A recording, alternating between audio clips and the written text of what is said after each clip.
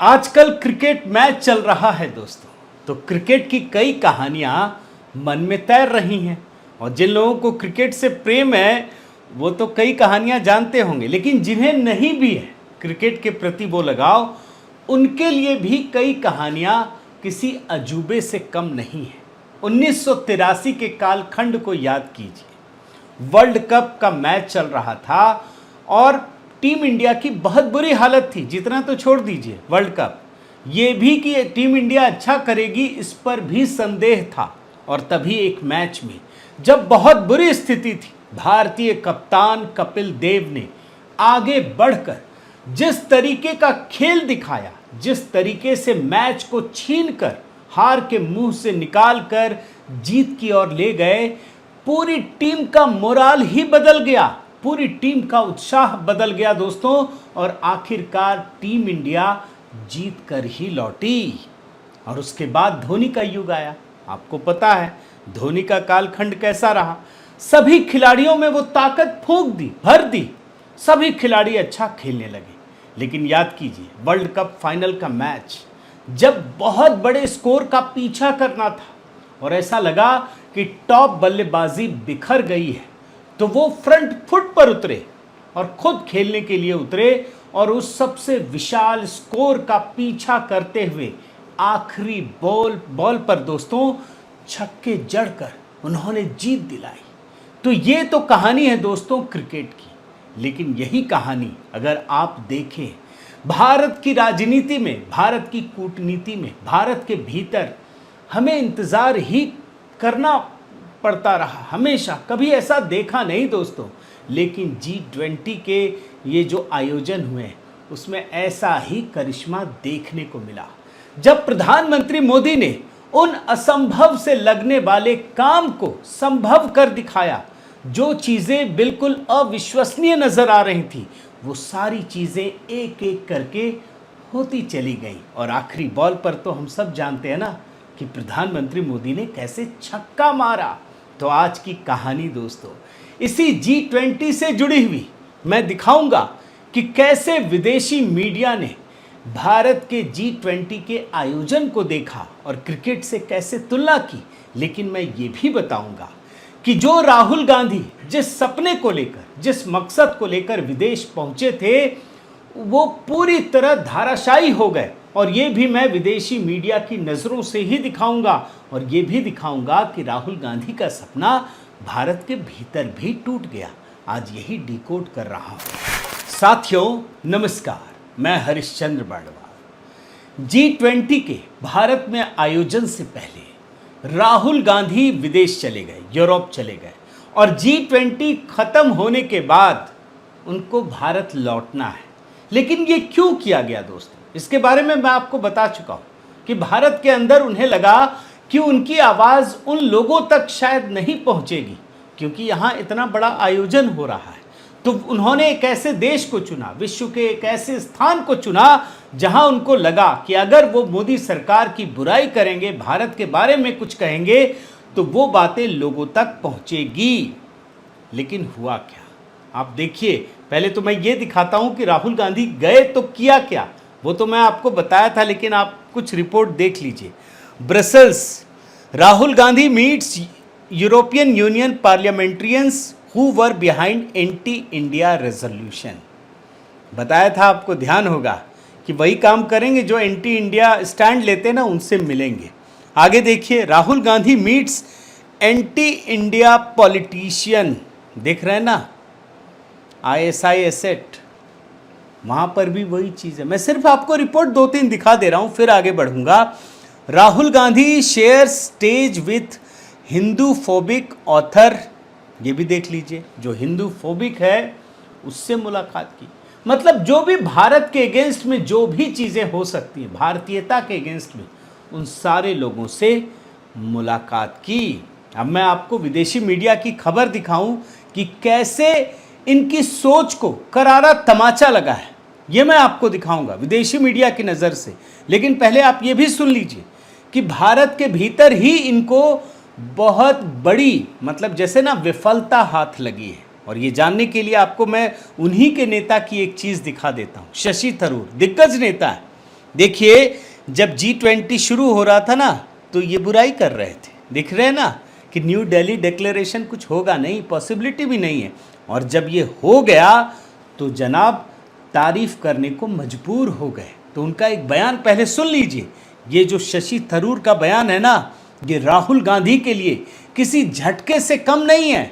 आप सुन लीजिए। So the Delhi Declaration is undoubtedly a diplomatic triumph for India. It's a good achievement because right until the G20 summit was being convened, the widespread expectation was there would be no agreement, and that therefore a joint communique might not be possible. We might have to end up with a chairman's summary. The reason for that, in particular, the main reason was the big gulf between those who wanted a condemnation of the Russian war in Ukraine and those like Russia and China who wanted no mention whatsoever of that subject. India was able to find a formula to bridge that gap, and that is a significant diplomatic achievement. देख रहे हैं ना, शशि थरूर को भी मानना पड़ा। अब सितंबर महीने में ये जो G20 की अद्भुत घटना हुई है ना, उससे पहले मैं आपको एक और घटना की याद दिलाता हूँ। ये भी सितंबर में ही हुई, 11 सितंबर को। और जानते हैं साल कौन सा है? 1893। उस दौर की याद दिलाना चाहता हूँ जब स्वामी विवेकानंद अमेरिका की धरती पर शिकागो में विश्व धर्म सम्मेलन में पहुँचे थे, और जो उन्होंने ज्ञान दिया था जिससे पूरी धरती की जो एक सोच है ना वो बदली थी, उसका एक छोटा सा हिस्सा, बिल्कुल छोटा सा हिस्सा मैं आपको दिखा रहा हूँ। इस वेबसाइट पर इनका पूरा टेक्स्ट रखा हुआ है जो 1893 में उन्होंने कहा था। एक छोटा हिस्सा पढ़ रहा हूँ।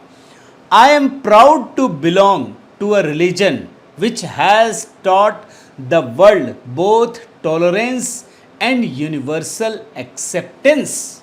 We believe not only in universal toleration, but we accept all religions as true. आप याद कीजिए दोस्तों उस दौर को। धर्म के बीच कितना मतभेद था, गहरी खाई थी, लड़ाई झगड़ा था। और उस दौर में उन्होंने उसी शिकागो के सम्मेलन में सनातन संस्कृति के ज्ञान को, उस वैभव को पूरी दुनिया के सामने प्रस्तुत किया। और ये जो विवाद था ना, उसका एक ऐसा रास्ता दिखाया पूरी दुनिया को जो सबके लिए अचरज का विषय था। किसी को ये समझ में नहीं आ रहा था कि धर्म के बीच भी एक ऐसा रास्ता निकल सकता है जहाँ सबके लिए सह अस्तित्व की भावना हो। और इसीलिए वो कहते हैं कि we believe not only in universal toleration but we accept all religions as true. हम सभी को सत्य के रूप में स्वीकार करते हैं।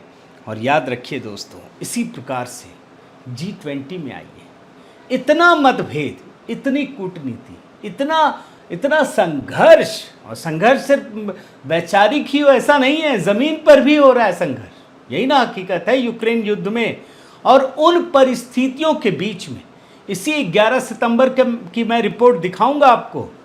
प्रधानमंत्री मोदी ने जिस दक्षता के साथ, जिस रणनीतिक कौशल के साथ काम किया और पूरी दुनिया को एक मंच पर लाकर खड़ा कर दिया, आप यकीन मानिए उसी तरीके से उन्होंने पूरी दुनिया को भारत की इस विरासत का ज्ञान दिखाया, मार्ग दिखाया और एकीकृत करने में एक बड़ी भूमिका जो अविश्वसनीय है वो की। और जानते हैं प्रधानमंत्री मोदी ने ये जो दुनिया में दो हिस्सा बटा हुआ है ना, उसमें सिर्फ लड़ाई झगड़ा करने वाले की बात नहीं है, बल्कि दुनिया के गरीब और विकासशील देशों को अमीर देशों से जोड़कर एक चमत्कार पैदा किया, जिससे पूरी दुनिया किस प्रकार से अचंभित है मैं वो आपको दिखाता हूँ। देखिए, पश्चिम एशिया का जो अल जजीरा है वो लिखता है कि ये डिप्लोमेटिक वर्ल्ड कप की तरह है। Diplomatic world cup in G20 summit, India looks for moment in the sun. है ना ज़बरदस्त। और अल जजीरा दोस्तों, भारत की इस कूटनीतिक विजय के पीछे आप ये देखिए, पश्चिमी एशिया और ग्लोबल साउथ के देशों के बीच की दूरी को कम करने की जो भारत की रणनीति है ना, उसको गेम चेंजर बताता है। आप देखिए, India G20 win heights bitter divisions between the West and global South. है ना इंटरेस्टिंग। अब मैं आपको एक द इंडिपेंडेंट की दिखाता हूँ। कूटनीति के इस महासमर में जिस तरह से प्रधानमंत्री मोदी ने चीन, रूस, पश्चिमी देशों के बीच यूक्रेन रूस युद्ध के मुद्दे पर आम सहमति बनाई, वो सबके लिए आश्चर्यजनक है। इसको देख लीजिए बड़े ध्यान से। और ब्रिटेन का जो द इंडिपेंडेंट अखबार है वो भी स्वीकार करता है, India forges compromise among divided world powers at the G20 summit in a diplomatic win for Modi। है ना इंटरेस्टिंग। मैं इसीलिए सारे देशों का इकट्ठा करके लाया हूं दोस्तों। और द इंडिपेंडेंट मैं आपको ये भी बता देता हूं, जब ये लिख रहा है तो बड़े ही सदमे के साथ ये स्वीकार कर रहा है कि कैसे पश्चिमी देश यूक्रेन के मामले पर इस समझौते के लिए तैयार हो गए। ये इसके लिए आश्चर्यजनक चीज है कि यूक्रेन के मुद्दे पर पश्चिमी देश इस तरीके से तैयार हो जाएंगे। हेडर देखिए आप, चिड़न भी समझ में आ जाएगी। G20 summit ends with no family photo, बड़े ध्यान से सुनिए, and criticism of watered down Ukraine declaration. चिड़ जो अंदर की चिढ़न है ना वो महसूस हो रही है ना, ये है दोस्तों वेस्टर्न मीडिया। और एक अमेरिका की बताता हूँ, अमेरिका का समाचार पत्र जो है ब्लूमबर्ग, उसने तो विश्व कप की जीत की घोषणा के अंदाज में हेडलाइन दी है और कहा है कि ये मोदी की विजय और चीन के राष्ट्रपति का सेल्फ गोल और बाइडेन के लिए बहुत बड़ी डील है ना इंटरेस्टिंग। मोदी की विजय, चीन के राष्ट्रपति का सेल्फ गोल और बाइडेन के लिए बहुत बड़ी डील। देखिए header, and the winner of this years G20 is Modi की जीत। अब आप देख लीजिए, पूरा समझ में आ जाएगा। यानी एक ही पैराग्राफ में विश्व की पूरी कूटनीति बदल दी मोदी ने। जी हां, और इसको स्वीकार करने में कोई शर्म झिझक नहीं है। यानी एक ही पैराग्राफ में मोदी ने विश्व की पूरी कूटनीति बदल दी, जिसमें ब्रिटेन का फाइनेंशियल टाइम्स भारत के चमकदार प्रभाव को स्वीकार करता है। ये इतना आसान नहीं होता ये सब स्वीकार करना दोस्तों। और ब्रिटेन का द गार्जियन भारत के उस दमखम को स्वीकार करता है जिसके कारण सभी पश्चिमी देश यूक्रेन के मुद्दे पर पिछले स्टैंड से पीछे हट गए। और इसीलिए देखिए ये जो हेडलाइन है ना, आप देखिए और समझ में आ जाएगा आपको। वहीं फाइनेंशियल टाइम्स इस सवाल का जवाब देने का भी प्रयास करता है कि क्यों पश्चिमी देश भारत की बात मानने को तैयार हो गए। यह समाचार पत्र की अपनी सोच है, सच्चाई क्या है ये तो पर्दे के पीछे की बात है ना दोस्तों। उसी तरीके से आप देखिए अमेरिका का ब्लूमबर्ग यूक्रेन पर समझौता करने के पीछे अमेरिका और चीन के रिश्तों को बहुत बड़ा कारण मानता है। सब अलग अलग चीज़ें मान रहे, मैं वो भी अभी आपको दिखा देता हूँ कि सब कैसे अपनी जीत को भी प्रदर्शित करते हैं, लेकिन ये जानते हैं, ये मानते हैं कि इसके पीछे मोदी की रणनीति है। वरना इतनी आसानी से दोस्तों ये संभव नहीं होता है। अमेरिका के समाचार पत्रों की तरह एक ऑस्ट्रेलिया का थिंक टैंक है, लोवी इंस्टीट्यूट, भी मानता है कि इस कूटनीतिक विजय में भारत ने चीन को, बड़े ध्यान से सुनिए, हाशिए पर लाकर खड़ा कर दिया है। हेडर पढ़िए, India pushes China to the margins of the G20। हाशिए पर लाकर खड़ा कर दिया चीन को। ये जो अंदर की चिढ़न है, जलन है, जो लेफ्ट लिबरल गैंग की है, वो इसी वजह से दिखाई पड़ती है। अमेरिका की एक और है एसोसिएटेड प्रेस एजेंसी, ये साफ लिखती है कि यूक्रेन पर तीखे मतभेद होने के बावजूद भी ग्लोबल साउथ ने पश्चिमी देशों चीन और रूस को यूक्रेन मुद्दे पर सहमति होने के लिए बाध्य कर दिया। सबका अपना ओपिनियन है, वो मैं आपको दिखा रहा हूँ, फिर तो आपको समझ में आ जाएगा कि हो कैसे रहा है। और बीबीसी की बात ना करें, ये भी संभव नहीं है दोस्तों। ब्रिटेन के बीबीसी ने ये बताया कि रूस और पश्चिम किस तरह से यूक्रेन मुद्दे पर सहमत होने को तैयार हुए। प्रधानमंत्री मोदी, ब्राज़ील, इंडोनेशिया और दक्षिण अफ्रीका के नेतृत्व ने कैसे एक साथ मिलकर यह काम किया। सबने अपनी कहानी दी है, सबने कुछ ना कुछ, सबको तो ये भी लगता है ना क्या एक्सक्लूसिव पॉइंट निकाल करके लाएं, लेकिन जब आप ध्यान देंगे ना तो एक सूत्र में आपको प्रधानमंत्री मोदी का महत्व जो है वो समझ में आएगा। बीबीसी ये भी बताता है दोस्तों, ये भी देखिए बड़ा इंटरेस्टिंग है कि पश्चिम के देश जहां इस सहमति से संतुष्ट है, वहीं रूस इसे मील का पत्थर बता रहा है। जबकि यूक्रेन जिस तरह से रूस के विरोध का इंतजार कर रहा था, वैसा न होने पर नाराज है। अब जाहिर तौर पे कोई ना कोई तो नाराज होगा ही, लेकिन भारत को तो अपना हित देखना है ना। हम सिद्धांत में जाएं, प्रिंसिपल के में जाएं और अपने देश के हित को नुकसान पहुंचा दें, ये मोदी जी से संभव नहीं है। देश हित उनके लिए सर्वोपरि है दोस्तों। और ब्रिटेन के आप देखिए द गार्जियन ने भारत की उस ताकत का एहसास करने वाली रिपोर्ट लिखी है, जिसके कारण G20 के घोषणा पत्र में पश्चिमी देशों ने यूक्रेन पर अपनी स्थिति को बदला है।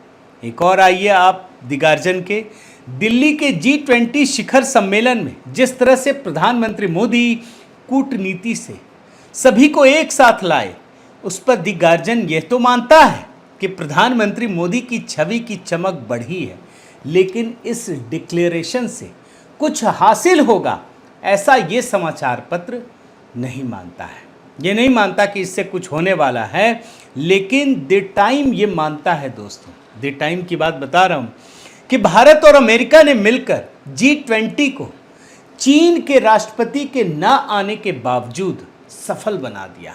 ऐसा नहीं है कि G20 का ये आयोजन असफल था, जैसा कि अभी द गार्जियन बता रहा है दोस्तों। वैसे सभी समाचार पत्रों के लिए दोस्तों ये आश्चर्य की बात है कि कैसे भारत ने गुटों में बटे हुए देशों को एक साथ किया, एक चीज पर सहमति लाने की कोशिश की और सफल हो गया।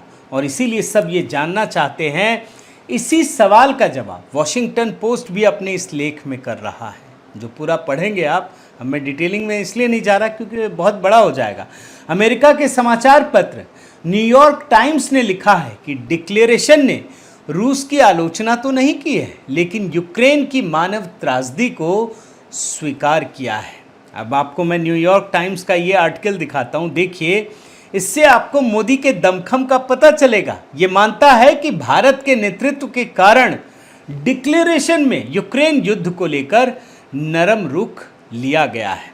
और जानते हैं दोस्तों, पश्चिम के समाचार पत्र जहां ये मान रहे हैं कि अमेरिका और भारत ने मिलकर चीन को हाशिए पर ला दिया है, वहीं अगर अमेरिका की बात करें तो यहां का एक समाचार पत्र द ग्लोबल टाइम्स अमेरिका को बता रहा है, बड़े ध्यान से सुनिए, कि G20 एक ऐसा कोई प्लेटफॉर्म नहीं है जहां अमेरिका अपनी दादागिरी दिखा सके। तो अब सवाल यह है कि चीन क्या कहता है, यह भी तो जानना जरूरी है।